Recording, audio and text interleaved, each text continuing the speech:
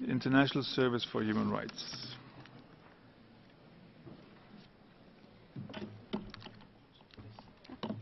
Thank you, Mr. Vice President. The International Service for Human Rights is pleased to be joined in this room by a range of national-level organizations and human rights defenders from Singapore. We are encouraged by their participation and welcome the voices of defenders on the ground as a testament, as the delegation of Singapore has noted in its response, to the value of the UPR process in building opportunities for dialogue between government and civil society as to how to fully realize all human rights for all those living in Singapore. In this regard, we would urge the Government of Singapore to ensure that the Interministerial Committee on Human Rights is truly independent, both accountable to and inclusive of civil society. We remain concerned about the challenges that face individuals and organizations who seek to publicly discuss dissenting views.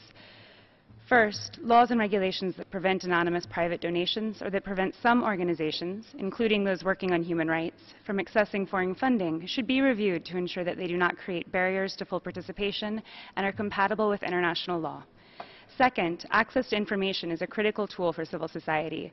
The lack of a legal framework in the country to permit regular, credible information to be accessed by civil society groups working in relation to a range of issues, from social and economic rights to due process and capital punishment, also constitutes a practical barrier to their work.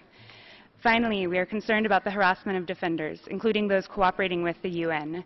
Teo Solong, a longtime activist in the country, as well as a well-known blogger, are currently facing court charges filed by the Elections Department, merely for expressing political opinions online. In recent weeks, their offices and homes have been searched and their personal and professional electronic devices confiscated.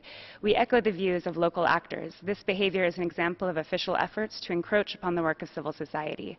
In light of accepted recommendations from France and New Zealand, we would urge Singapore and other interested states to pay particular attention to implementation of recommendations linked to freedom of expression, both online and off.